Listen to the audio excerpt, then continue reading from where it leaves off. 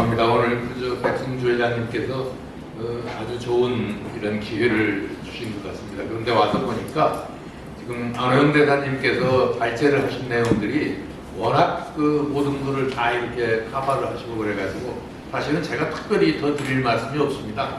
안호영 대사님께서 대사를 하실 때 저도 워싱턴에 잠깐 좀 이렇게 뵌 적이 있었는데 정말 대단히 존경스럽게 이 대사직을 수행을 하시고 해서 크게 감명을 받았고 그랬던 기억이 있습니다. 아까 그 대사님께서 발제를 하신 과정 중에 그 슬라이드에 보면은 판단을 정지하다라고 하는 그 표현이 있었는데 그건 뭐 거기에 동의합니다. 저는 이 미국에서 대통령이 트럼프가 되면 어떻게 하느냐 또 뭐 누가 되면 어떻게 하느냐 하는 그런 거에 너무 우리가 함몰되는 것을 반대합니다.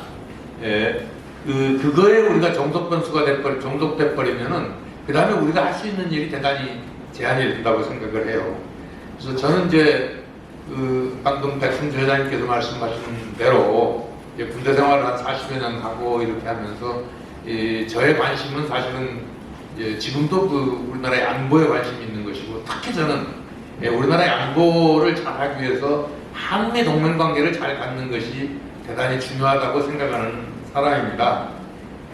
그런데 오늘 지금 미국 선거를 이렇게 보면서 사실은 어제 저녁에 개표 방송을 보면서 야 이게 지금 미국 선거가 문제가 아니고 우리나라 선거가 문제다 하는 생각을 어째 좀 이렇게 했습니다. 여러분들도 생각이 다 조금씩은 다르실 거라고 생각을 해요. 근데 저는 저 나름대로의 그런 생각을 좀 했습니다.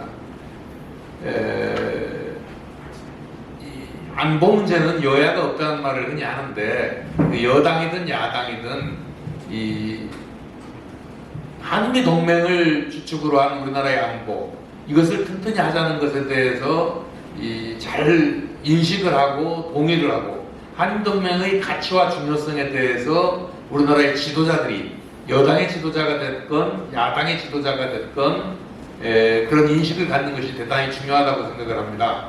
제가 그 한미 동맹 재단이라고 하는 것을 만들어서 운영을 한 6년 정도 이렇게 했었는데 그때 이런 일이 있었습니다. 그때 이제 문재인 정부 시절에 그 당시에 총리 또 그 당시에 국회의장은 전부 이 진보 진영 분들이었어요. 근데 이런 포럼 같은 걸 하면서 그때 총리나 국회의장을 모셔서 그 한미 동맹에 대한 말씀을 좀 하게 하면 100% 한미 동맹은 대단히 중요하고 한미 동맹은 우리 안보의 축이고 뭐 하는 그런 말씀을 이렇게 다 하시더라고요. 근데 저는 그게 꽤 좋은 거라고 생각합니다. 왜 그런 거 아니? 그런 우리가 흔히 진보 진영이라고 하는 그런 데 계시는 그런 지도자들이 대중 앞에서 그런 말씀을 이렇게 하시고 그럼 나중에 또 그 말에 대해서 책임도 져야 되고 그렇기 때문에 하여튼 여러 가지 형태로 우리나라의 여야 지도자들에게 이런 우리나라의 안보 또 한미 동맹의 가치와 중요성 이런 것들을 잘 인식시키고 또 그걸 말하게 하고 하는 그런 것 대단히 중요하다고 생각을 합니다. 여러분들 트럼프 대통령이 되는 그 선거에서 내놓은 그 캐치프레이즈가 보면은 예를 들어서 뭐 Make America Great 또는 뭐 America First 이번엔 또 Make America Great Again 뭐 그러나요? 이제 그런 얘기를 들었는데 저는 그런 것들이 결국은 이 트럼프 대통령이 아메리카 퍼스트라고 하는 것을 내세워서 그것을 가지고 미국 그 시민들로부터 지지를 받고 해서 대통령이 됐다고 생각을 하는데 근데 그것은 트럼프만 그런 것이 아닐 것입니다. 누가 대통령이 돼도 마찬가지일 것이라고 생각을 합니다. 그래서 그것은 이게 이제 어쩔 수 없는 그 트렌드라고 하는 걸 우리가 인식을 할 필요가 있다고 생각을 해요. 그리고 특히 이렇게 선거를 하고 할 때는 지금 대사님께서 이제 2016년 선거에서 여러 가지 트럼프 측과 이 어떤 관계를 만들고 또 유지하고 하시던 그런 얘기를 했는데 저는 저 또한 그런 것들이 굉장히 중요하다고 생각을 합니다.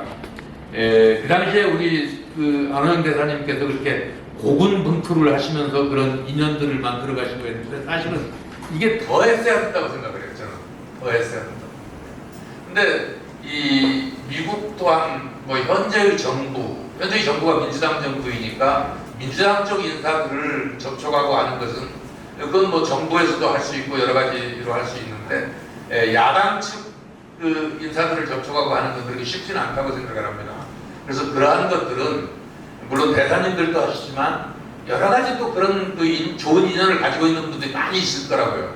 그래서 그런 그 이 개인 또 어떤 그런 단체 조직 이러한 것들을 활용해서 야당도 좀 잘 관리를 하는데 이게 따로따로 돌아서는 안 되고 좀 그런 어떤 정부의 노력과 민간의 노력이 좀 통합될 수 있도록 우리가 좀 그렇게 노력을 할 필요가 있다고 생각을 합니다.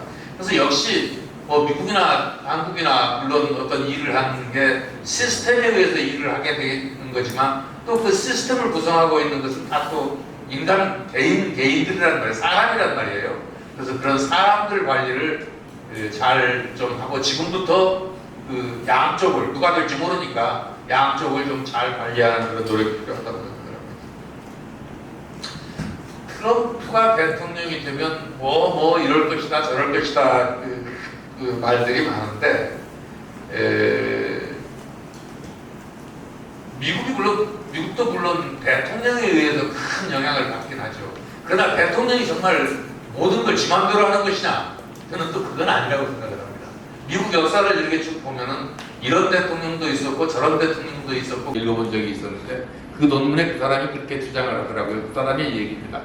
미국에 그런 대통령들이 있었지만 그러나 미국이 그대로 미국이었던 것은 미국의 직업 관료들 그리고 또 직업 군인들 이러한 사람들이 미국의 가치를 지켜나갔기 때문입니다. 물론 대통령이 나와가지고 그 미국의 가치와 다른 얘기를 할 수도 있지만 그런 경우에는 그들이 좀 일을 소극적으로 하거나 이렇게 하면서라도 미국의 가치를 지킨 것이죠. 저는 그런 생각이 듭니다. 그 트럼프가 대통령 하실 때 왜 와가지고 국회에서 연설을 하시지 않았습니까? 그때 국회에서 연설을 하기 전에 많은 우려들이 있었던 것을 저는 기억합니다. 와가지고 그 엉뚱한 말씀 하시면 어떻게 하나. 그런데 사실 그때 트럼프 대통령의 연설은 저는 아주 명연설이었다고 생각을 합니다. 그거 무엇이냐? 트럼프 대통령도 결국에 그분의 참모들, 그분의 관료들 그런 사람들이 아주 합리적으로 잘 준비해준 그런 것에 의해서 활동을 하시는 분이지 모든 걸 저 혼자 하시는 그런 건 아니라는 것이죠. 그래서 현재 그 관료들 또 안보와 관련해서는 우리 직업 군인들 그런 사람들과 평소에 우리가 좀 잘 접촉을 하고 또 관리를 해나가고 하는 그런 노력이 필요하다고 생각합니다. 트럼프 대통령이 만약에 대통령이 되면 한미 동맹에 불리하게만 한 것이냐? 물론 불리한 점도 있고 유리한 점도 있다고 생각합니다. 그러나 저는 과거에 그 트럼프 대통령이던 시절에 그 아베 신조 일본 총리하고 얼마나 가깝게 이런저런 것들을 했습니까? 저는 설령 트럼프 대통령이 되더라도 지금의 윤석열 우리 대통령하고 굉장히 좋은 케미를 맞춰 나갈 수 있을 거라고 생각을 해요. 한계에 따라서. 그래서 무조건 부정적으로만 볼 것은 아니다. 저는 굉장히 우리가 경계해야 될 것이 한국 사람들이 트럼프가 대통령이 되는 걸 싫어한다 라고 하는 인상을 그들에게 안 줬으면 좋겠어요. 트럼프가 대통령이 되더라도 그 상황 하에서 우리가 해나갈 일은 우리가 해나가면 됩니다. 그래서 그런 어떤 자신감을 가지고 할 필요가 있다. 우리가 굉장히 우려하는 것 중에 하나가 이제 트럼프가 소위 우리 동맹국의 역할을 좀 강화하는 것. 이를테면 아까 대사님께서도 방위비 분담이나 그런 것도 말씀하셨지만 방위비 분담이라는 게 우리는 방위비 분담이라고 얘기를 하는데 영어로는 SMA죠. 그러니까 이 특별한 조치에 대한 합의입니다. 그게 뭔가 하니 원래 주한미군에 주던 비용은 미국이 내는 게 맞습니다.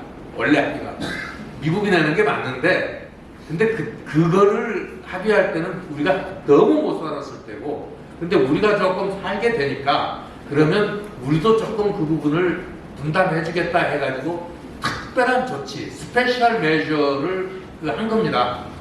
그래서 우리가 좀 살기가 나아지면 그 SMA 정신이라면 우리가 조금 더 부담하는 게 맞습니다. 너무 그냥 우리는 하나도 안 하려고 생각하는 것은 이제 우리는 그럴 수 없는 처지가 되어버렸습니다. 우리의 덩치가, 국제사회에서 우리의 위치가. 그래서 우리가 낼 수 있는 거 조금 더 내고 그러면서 또 우리가 받을 수 있는 건 받고, 좀 조심스러운 얘기지만 만약 주한미군의 어떤 철수, 축소 뭐 그런 것들이 거론이 된다면 그 북한의 어떤 이 도발에 대한 억제력 이러한 것들을 위해서 우리의 어떤 핵능력을 조금 더 보강하는, 핵능력에 보다 더 접근하는 이러한 것들을 우리가 그런 기회를 활용해서 해야 되지 않느냐 하는 그러한 생각도 합니다. 그래서 결론적으로 저는 무식하면 용감하다고 그러잖아요. 제가 조금 무식해서 그런지 너무 과잉 우려를 하기보다는 너무 그렇게 우려하지 말고 우리 스스로가 미국의 중요한 존재가 되도록 노력하자. 그러면 그것이 우리 동맹을 잘 지켜나가는 길이다. 저는 그렇게 생각을 합니다. 여기서 마치겠습니다. 예, 의장님. 트럼프 연설할 때 그 앞에서 연설을 들었는데 박성현 LPG 우승 하고 한 직후에 자기가 그 현장에 우승하는 보고 그 연설하는데 오늘 위원님 말씀 드리니까 우리가 당당하면 또 트럼프가 우리하고 도움이 필요하니까 한국 정부, 한국 국민, 한국 국회로부터 지지를 받으려고 노력하는 모습, 그걸 생각하면서 트럼프를 이후를 대비하는 것도 뭐좀 지혜라고 생각을 합니다. 제가 한 말씀만 더 드리면 지금 저희 한미동맹재단에서 지원하고 있는 게 주한미군 전우회라고 하는 조직을 지원하는데, 여러분들 그 주한미군을 거쳐서 간 미국 사람이 전쟁 때까지 포함하면 450만 명입니다. 그들의 가족을 곱하기 4로 하면 1,800만 명입니다. 그들의 친구들까지 생각하면 굉장히 많은 숫자가 있습니다. 그들을 우리의 우군으로, 우리 한국의 우군으로 끌어들이는 노력, 이러한 것들을 한다면 표가 수천만 표인데 누가 그걸 무시하겠습니까? 우리는 그런 노력을 해야 된다고 생각합니다. 예, 앞에 두 분이 우리 안호영 대사님장 많이 발표해 주셨고 또 우리 정승조 의장님은 안보 관련해서 말씀을 해주셨습니다만 거기에 조금 보태는 형식으로 말씀드리도록 하겠습니다. 왜 트럼프, 그러니까 금년 11월 미국 대선 주목을 받는가 하는 걸 생각해 보면 저는 이 국제 질서가 바뀌는 그런 일종의 변곡점에서 일어나는, 그리고 지금까지 국제 질서를 유지해왔던 미국의 국내적인 변화를 반영하는, 그리고 그것이 대외 정책으로 나타나는 그러한 선거이기 때문에 이게 이코노미스트가 올해 초에 약 70개국에서 세계 인구 절반이 투표를 하는데 가장 중요한 지정학적 이벤트라고 한 이유가 거기에 있습니다. 그리고 거기에 변수가 된, 결국 트럼프 대통령이 재선할 것이냐. 그럼 트럼프 대통령이 재선을 하게 되면 일기에 우리가 경험했던 그 트럼프 대통령의 신고립주의적인 성향이 지금 국제질서는 포스트 탈렌전 시대에 들어갔는데 거기에 가장 중요한 결정 변수라고 볼 수 있는 미국의 대외정책 방향이 탈냉전 시대의 신자유주의 국제질서를 유지하는 방향으로 갈 것이냐, 아니면 그냥 아메리카 퍼스트, 메가 올리, 즉 미국 위주로 국제질서를 유지해 나갈 것이냐의 기로에 서기 때문에 저는 이번 11월 대선의 그 의미가 크다고 보고요. 아까 안 대사께서 뭐 여러 가지 말씀을 하셨지만 저는 아직까지 too close to call이라고 생각을 합니다. 이 트럼프 대통령이 전체 그리고 6개 내지 8개의 스윙 스테이트에서 약간 리드를 하고 있지만 그 추세는 바뀌고 있고, 또 바이든 대통령의 유리한 요소들이 많이 나타나고 있습니다. 가장 중요한 변수는 제가 보기엔 경제일 걸로 보는데 인플레이션이 어느 정도 잡히느냐인데 안타깝게도 인플레이션은 잘 잡히지 않는 것 같습니다. 그러다 보니까 결국 고이자율이 되고 고이자율이 되다 보니까 제일 미국 사람들이 고통받는 게 렌트입니다. 그런 거에 따른 고통이 바로 오기 때문에 경제 지표는 좋은데 체감 경제는 나쁜 그것이 상당히 영향을 미치는 그런 상황이고 이제 트럼프 대통령의 법적인 리스크, 이민 문제, 그 다음에 낙태 문제 그리고 또 하나 중요한 게 인디펜던트 캔디데이트가 어떻게 될 거냐. 지금 로버트 케네디가 나왔는데 바이든 대통령 표를 잡아먹을 가능성이 굉장히 큽니다. 근데 최근에 여러 그 미국 대선을 보면 인디펜던트가 영향을 미친 경우가 꽤 있습니다. 그래서 로스페로라든지 램프네이더라든지 최근에 웨스트라고 하는 되게 스윙 스테이트에 영향을 미치기 때문에 그런 변수들을 다 봐야지 되고 그런 차원에서 이제 트럼프 대통령이 만약에 됐을 경우에 어떤 현상이 벌어지냐면 트럼프 일기 때보다는 훨씬 강화된 트럼프주의가 국내 정책과 대정책으로 나타날 겁니다.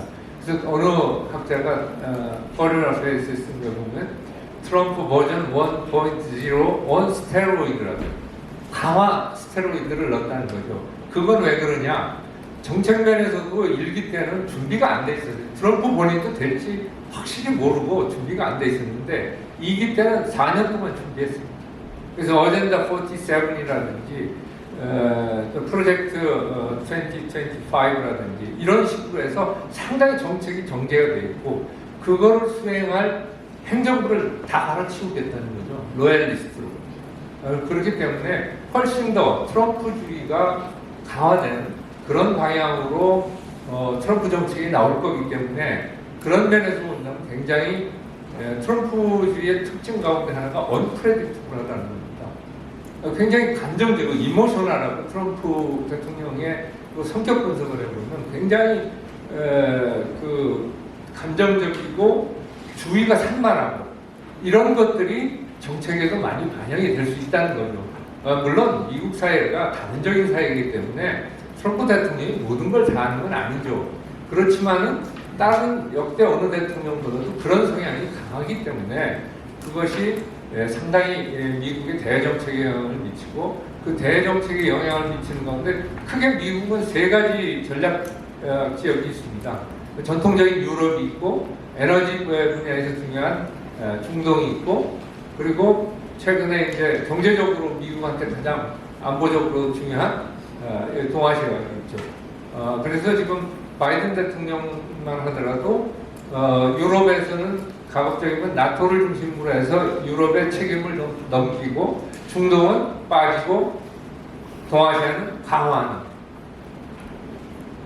트럼프 대통령도 아마 그렇게 될 텐데 제가 보기에는 그거보다 훨씬 더 강하게 이 동아시아로 투를 하는 것이 아닌가. 그리고 나토는 뭐 굉장히 지금 우크라이나 대해서 조기 정전할 생각을 많이 가지고 있고, 근데 나토가 우크라이나 전쟁이 조기 정전하게 되면 저는 동아시아에도 굉장히 나쁜 영향을 미칠 거라고 생각합니다. 그건 왜 그러냐면 우크라이나 전쟁 자체가 1945년 이후에 유럽에서 상임이사국이자 최대 핵무기 보유국 국가가 인접국을 침략해서 그것이 그대로 용인되는, 그러니까 소위 전후 질서가 완전히 망가진 걸 그대로 추인하는 그런 결과가 되는 것이고, 그거는 지금 동아시아에도 많은 이 단층대가 있고 그 단층대가 한반도를 포함해서 대만, 남중북해, 동중북해 이렇게 많습니다. 근데 이 분야에서 중국의 어떤 머니버링 룸은, 그러니까 운동의 중국이 이 지역을 안장할 수 있는 힘이 늘어나는, 그리고 그것을 부추기는 그러한 결과를 가져올 것이기 때문에 근데 우크라이나 전쟁이 어떻게 마무리되느냐는 것도 우리한테 굉장히 영향이 많고, 다만 중동의 경우에는 트럼프 대통령이 원래 일기 때도 상당히 그 에이브라함 합의를 통해서 소위 중동과 이스라엘의 화해를 통해서 이란을 견제하는 그것을 다시 아마 들어오려고 하는데, 가자 전쟁이 어떻게 되느냐에 따라서 그건 많이 영향을 받을 것이고, 우리가 있는 동아시아는 아까 우리 두 분이 말씀을 하셨기 때문에 제가 더 많이 얘기는 하지 않겠습니다만, 제가 보기에는 분담을 증가시키는데 그것뿐만 아니라 역할도 더 증가하도록 요구할 가능성이 커졌다는 거죠. 단순히 분담금을 증액하는 정도가 아니라 우리 한국군이나 주한미군의 역할이 동아시아로 더 프로젝트 되도록, 더 확장되도록, 그래서 어떤 면에서는 전략적 유연성을 상당히 늘리는 방향으로 갈 가능성이 있다는 거. 그게 좀 우리가 염두에 둬야 할 것 같고요. 경제적인 측면에서도 우리가 상당히 조심을 해야 할 것 같습니다. 뭐 일괄 관세 10%, 보편 관세지, 유니버설 테리프를 10% 부과하고 중국에 60% 하겠다는데 그거 그대로 하지는 못할 겁니다. 그렇지만 그렇게 되면 한미 FTA 개정해야 됩니다. 그리고 그것은 지금 어제 우리 선거 보셨습니다만 우리 국회에서 그냥 정면 충돌할 겁니다. 그래서 굉장히 한미 간에 경제 문제를 둘러싸고 갈등이 2025년 이후에 높아질 가능성이 크다는 점을 굉장히 유의해야 되고, 또 우리가 바이든 정부에서 상당히 우리의 전략 산업인 반도체라든지 2차 전지라든지 이 보조금을 많이 받습니다. 이게 계속될 것이냐? 계속되지 않는다면 우리 투자가 상당히 타격을 받게 됩니다. 그래서 이런 문제들을 전체로 좀 고려하면서 이 트럼프 2.0의 가능성에 대비를 할 것 같습니다. 이상입니다. 참 재미있게 들었습니다. 여러분도 재밌으시죠? 저는 뭐 이걸 깊이 들여다보는 사람은 아닙니다만 많은 사람들이 이렇게 질문을 던지고 관심을 가지시려고 하는데, 제가 워싱턴에서 그 미국 의회를 들여다보라고 파견돼서 한 4년 근무했고, 한참 뒤에 중앙일보에도 워싱턴 특파원으로 나가서 4년 넘게 있었습니다. 그런데 그 이후에 미국을 갈 때마다 저희가 느끼는 것은, 아, 미국이 망가지고 있구나. 뭐 벌써 10여 년 전부터 그런 걸 느꼈습니다만은, 저희들이 이런 트럼프 대통령의 재선 가능성이라는 질문을 우리 스스로한테 던지는 이유 중에 하나가 트럼프라는 특이한 어떤 한 리더 때문만이 아니라 미국이란 나라가 국제사회 속에서 차지하는 비중, 이 옛날 같지가 않다. 그리고 미국 지도자들에 대한 국제사회에 대한 신뢰도가 빠르게 약화되고 있다. 그것 때문이 아닌가 싶습니다. 한미 동맹의 가치에 대해서는 저희 아무리 강조해도 지나침이 없지만, 쉽게 얘기하면은 여러분들 좋아하시는 소위 가성비, 투자 대비해서 가성비가 상당히 좋은 외교 안보적인 우리의 선택이다. 저는 그냥 그렇게 설명을 합니다. 그리고 상당 기간 이건 바뀔 것 같지가 않다라는 생각을. 그래서 저는 우리의 선택, 지금 여러 배경 설명을 해주고 우리의 선택이 뭘까? 바이든이 재선된다고 해도 이제처럼 만만하게 미국이 한국을 대할 거다? 저는 그렇게 보고 있지 않습니다. 미국 스스로가 달라지고 있기 때문에 그렇습니다. 그래서 바이든 정책 재선된다고 해도 이미 바이든이 발표한 많은 정책이 있겠지만, 바이든 정책의 트럼프화 아니면 바이든류의 미국 제일주의, 이게 굉장히 깊이 깔린 그런 정책들을 펼 거라고 봅니다. IRA라든가 칩셋 이런 거에 더해가지고 지금 일본 제철이 US 스틸을 인수하겠다는 거에 대해서 바이든이 쉽게 수긍을 못하는 그런 발표를 하는 것들이, 아까 그 중요한 주목되고 있는 펜실베니아주의 그 레이버 유니언들 피츠버그에 있지 않습니까?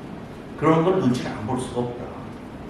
지금 중동 사태 해가지고 바이든이 그 네타냐후 총리에 대해서도 지금 유보적인 입장을 자꾸만 취하는 이유 중에 하나가 아까 그 중요한 주목해야 할 주 3+2개 중에 미시간에만 해도 아랍 아메리칸이 15만이 살거든요. 그 신경을 안 쓸 수가 없는 상황인 거죠. 그래서 트럼프라는 사람은 한마디로 얘기하면 정무 감각이 매우 뛰어난 머컨트리스트 상입니다. 저는 그냥 그렇게 쉽게 얘기를 하겠습니다.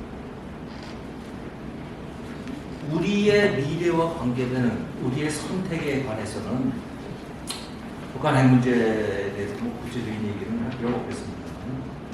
소위 북한 핵 문제가 처음 터졌다고 하는 이후 30여 년간 미국 정부가 민주당 정부든 공화당 정부든 취한 입장이나 전략들을 보면은 미안한 얘기지만 그리 전략적이지도 않았고 또 그리 중장기적인 관점에서 이 문제를 다루지도 않은 결과가 지금 우리가 보고 있는 핵무기를 보유한 북한이 아닌가 싶습니다.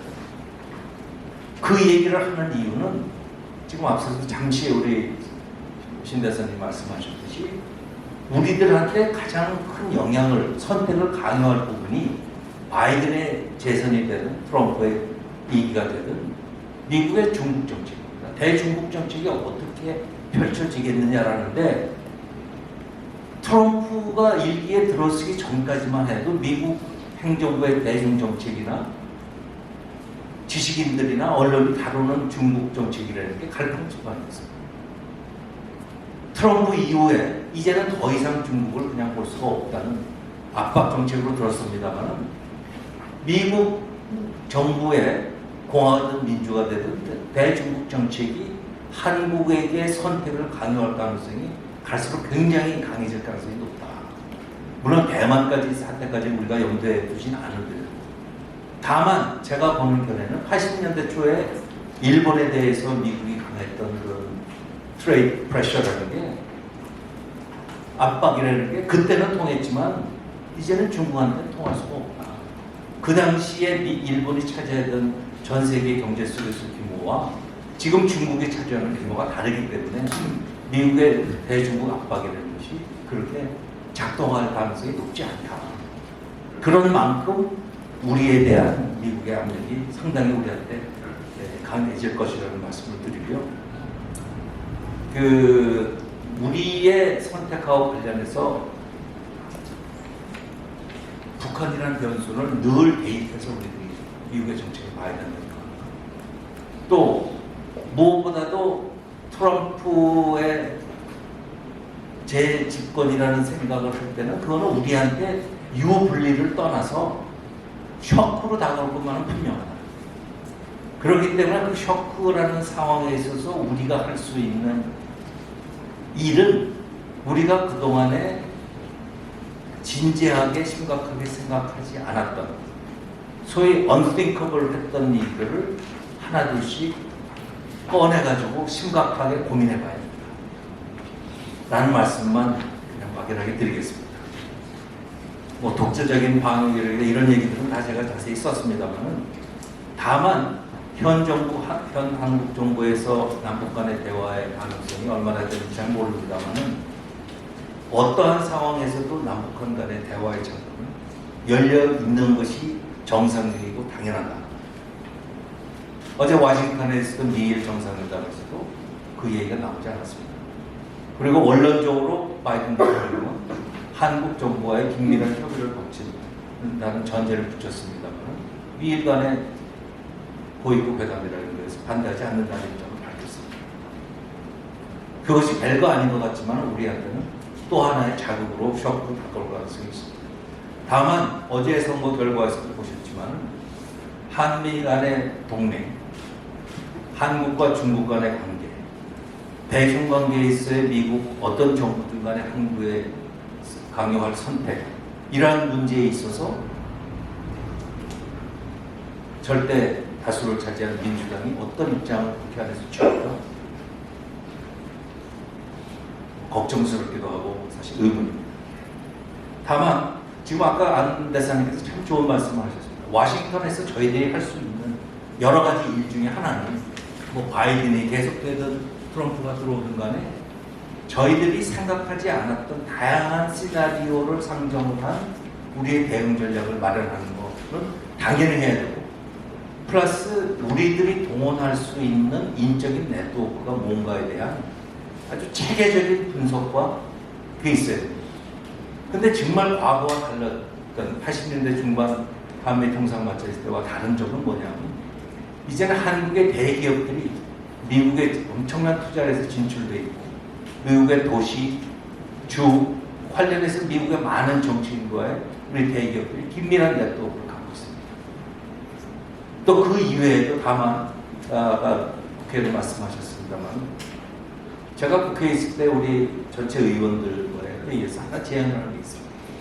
뭐 우리들은 의원 외교라는 표현을 씁니다만, 기본적으로 외교라는 게 뭐 우리 외교관, 정부에서 하는 거지만, 입법부에서 할 수 있는 거는 우리 300명의 국회의원이 한 사람이 한 명씩 미국의 의원들, 아니면 일본에 우리의 관계되는 나라의 국방부들의 의원들을 친구로 사귀자.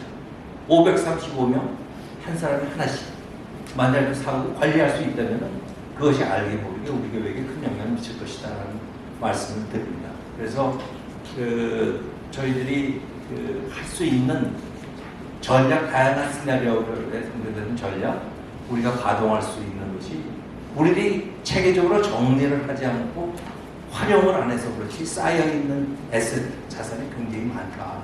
그걸 실컷 활용하는 것이 어느 정부가 워싱턴에 들었을 간에 우리한테는 영원한 하나의 숙제이자 과제일 수 있다. 이렇게 말씀드리겠습니다.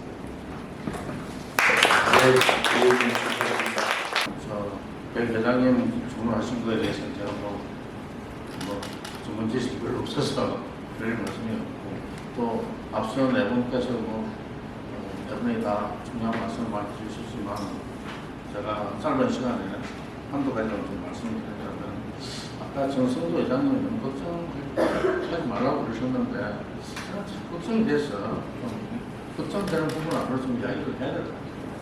저는 트럼프가 당선된다 하더라도 미국 사람한테는 좋아하는 사람도 있고 싫어하는 사람도 있겠죠. 그러나 저는 동맹국들한테는, 나토든 동아시아든 동맹국들한테는 트럼프 당선이 재앙이다 그래서 이견이 없을 거라고 생각합니다.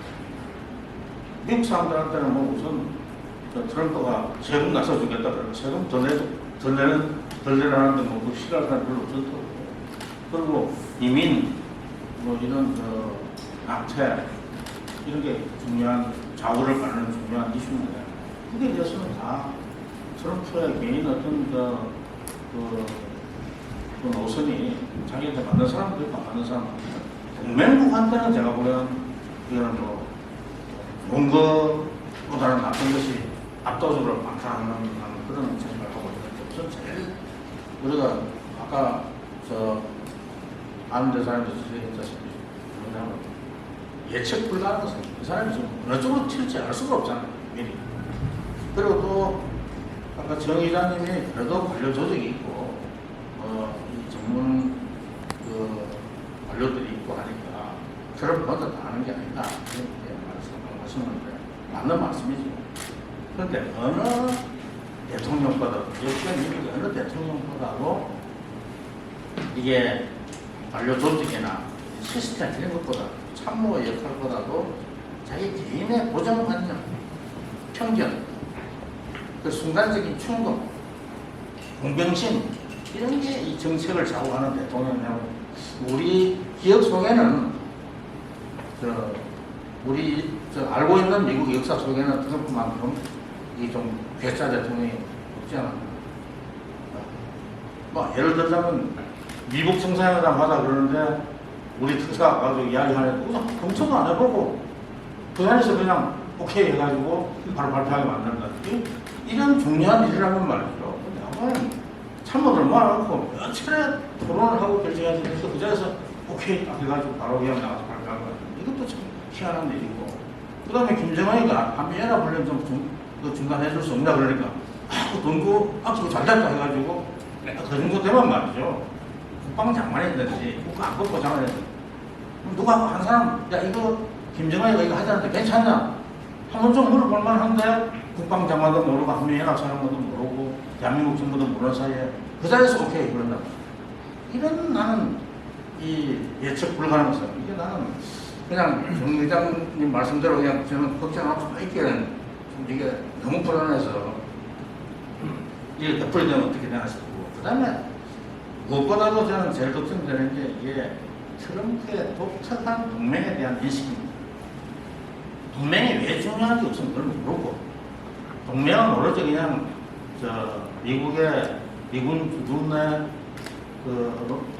미국 주둔의 프리라이드하는 무임승차하는 이런 기생충이다. 흡혈귀다. 이 정도로 지금 생각한다. 확장 억제가 뭔지 이런 거에 대해서 세상 아무 설명하고 그냥 이해를 못할 사람 같고 그냥 동맹이라는 것은 동맹 정책에서 제일 중요한 거는 이 미군 주둔 비용 이거 받아내는 거. 자기가 아는 건 이거밖에 없고 이거밖에 없다 그러면 좀 과한 말씀인지 모르지만 이게 자기한테는 동맹에 관해서 제일 중요한 거. 유럽에 가든 지금 이거 최근에 하는 게 뭡니까? 유럽 동맹국이 그 방위비 늘리지 않으면 러시아가 쳐들어가게 만들겠다는 거 아닙니까? 쳐들어가도록 부추기겠다는 거 아닙니까? 세상에 아무리 그게 그랬으면 대통령 후보가 그런 말을 지금 하는 사람이거든요. 그 다음에 또 하나 이거는 이게 무역, 저는 안보 문제 가지고 이야기하지만 무역 적자라는 걸 이걸 악으로 인식하는 거죠. 우리 대미 무역 흑자가 지금 400억 불이 넘잖아요. 과거에는 우리가 중국에서 흑자를 저는 많이 말하지만 중국은 적자고 미국은 지금 엄청난 흑자를 내고 있고 무역도 지금 중국보다 미국하고 하는 게 더 많아졌어요.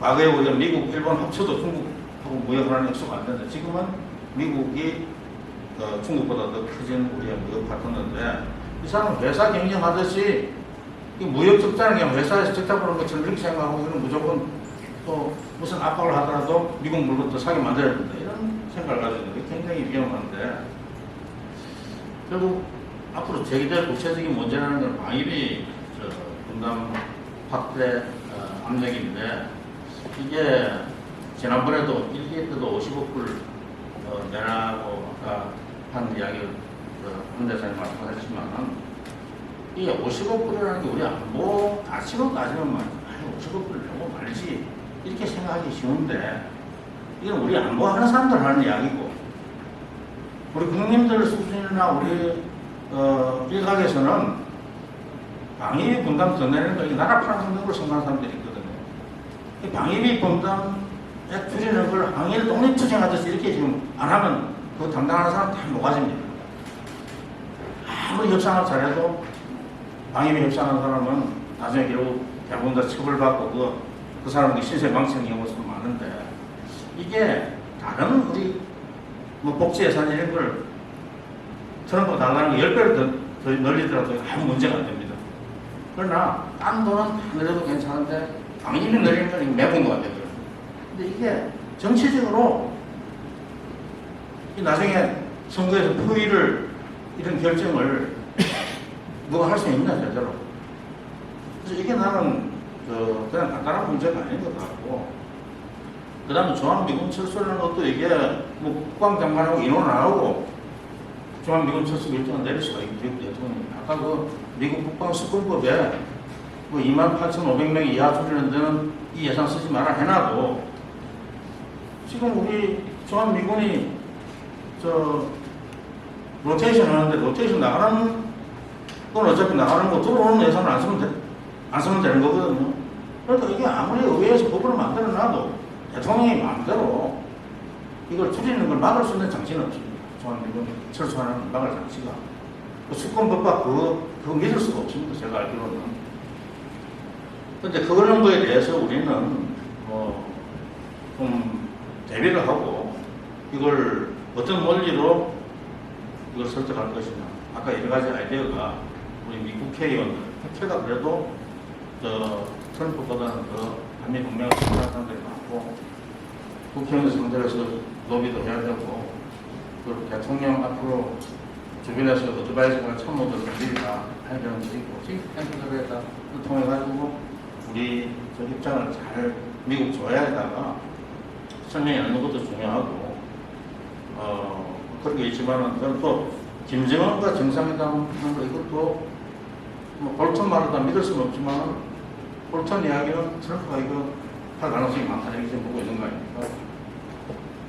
그러니까 이래저럴 때또 틀림없이 동미봉남 이야기하다 우리는 대북 강경책 쓰고 있는데 트럼프는 김정은 친구라고 무슨 어깨 동무하고 전혀 우리가 상상하지 못하는 양보를 하고 이런 일을 우리가 이거 언론에 각광 받을 수 있고 반짝 그냥 뭐 지지율로 높아졌다 그러면 트럼프가 이건 언제든지 할 수 있는 일도 하는 걸 우리 문제에 두고 대비를 해야 될 것 같습니다. 그 다음에 지금 이제 백승주 회장이 말씀하신 그 중거리 미사일 부분은 지난 트럼프 일기에서도 그 아이디어가 나와가지고 사실 검토가 된 적이 있고 그거 어떻게 할 것이냐 하는 그 우리 워크샵 같은 것도 한미 간에 비공개 워크샵으로 한 적이 있는데 실제 그게 좀 문제가 되면 말이야. 우리는 중거리 미사일 우리는 아무리 몇천 개를 배치해도 괜찮은데 우리는 배치해도 괜찮은데 미국 중거리 미사일을 한국에 배치하는 거 이게 또 나는 이게 저 사드 배치하는 게 이상의 정치적 폭발력이죠. 그게 안보에 도움이 되고 안 되고 하는 거 이거는 부차적인 문제고 정치적으로 그 부담을 누가 감당할 것이냐.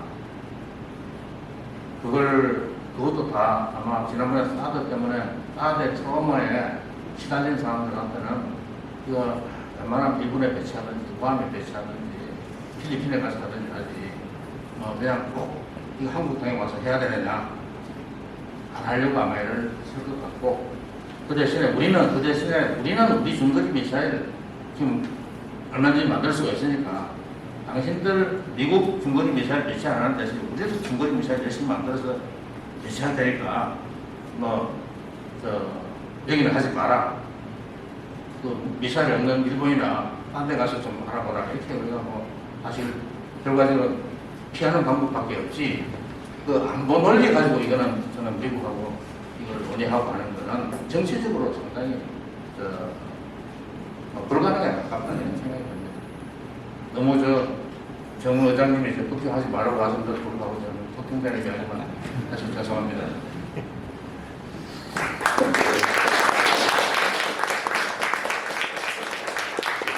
토론회가 뜨거워지려면 좀 다른 의견을 뜨겁게 제시해야 토론회 뜨겁습니다. 오늘 진영수님께서 또 우리 대비해야 될 부분을 잘 말씀해 주셨는데 우리 기념사업회는 기본적으로 학술을 연구하는 기관이 아닙니다. 그것도 학예부가 있어서 이 분야의 전쟁과 관련된 여러 가지 연구 또 교육 기능들을 하고 있습니다. 그래서 결국에 김유석 되게 젊어 보이더라고요. 합창부장님하고 지금 동기들이 합창부장을 하고 있습니다. 우리 김유석 장군님께서 한 말씀 해주십시오.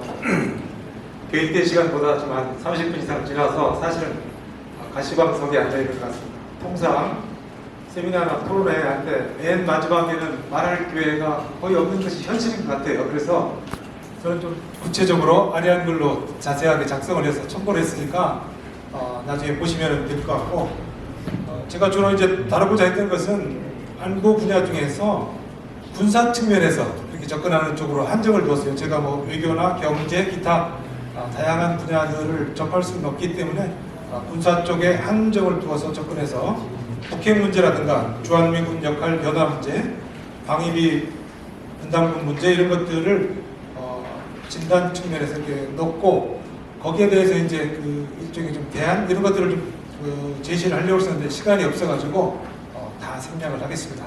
그리고 마치겠습니다. 감사합니다. 오늘 정말 한 분 한 분 모시고 말씀을 좀 듣고 우리 청중수에서 같이 대화를 하는 이런 프로그램으로 했으면 좋겠지 않나 이런 생각이 끝까지 준비하고 이렇게 낮이 포럼을 만들어가는 과정이 있기 때문에 이해를 좀 해주시고요. 약속드린 대로 청중석과의 대화는 우리가 리셉션을 딱 올리고 남산을 보면서 차 마시면서 서로 궁금한 걸 찾아가서 대화하는 이런 프로그램을 하고 싶고요.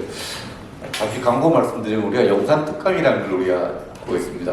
국가안보 외교 분야에 부분을 하는데 이게 소문이 좀 나서 KBS N에서 우리 하는 그 프로그램을 중계를 했다고 제안이 왔습니다. 오늘 오신 분들도 여기 오늘 안 모셨지만 우리 청중석에서 어떤 이런 분들 꼭 모셔서 국민들에게 국가 안보와 관련된 얘기를 좀 듣자는 의미에서 항상 좀 이렇게 추천해 주시면은 적극적으로 저희들이 좀 오늘 오신 분들도 한 번씩 제가 보실 테니까 좀 도와주도록 부탁드리고요. 그리고 오늘 이 주제와 또 유사 주제에서 한 달에 한 번씩 제가 오신 분들 또 시간 나시는 분들 또 우리 청중석에도 꼭 연락처를 좀 남겨갔으면 좋겠다. 이 정도 규모면은 저는 학회 가면 일만큼 만큼 안 옵니다. 이렇게 오셨는데 연락처 주시면은 한 달에 한 번씩 저와 같이 공부하는 시간으로 콜로퀴움이라는 이름으로 해서 이 장소에서 좀 만들어 볼까 합니다.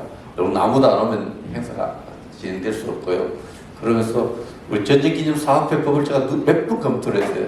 부합되는가 이렇게 해가는지 또 유튜브에 보내고 언론 보내갖고 전쟁이라는 게 국가만이 결심할 수 있습니다. 시민단체는 결심할 수 없죠. 전쟁을 생각한다는 국가의 지도자가 될 때 굉장히 중요한 자격이 없고요.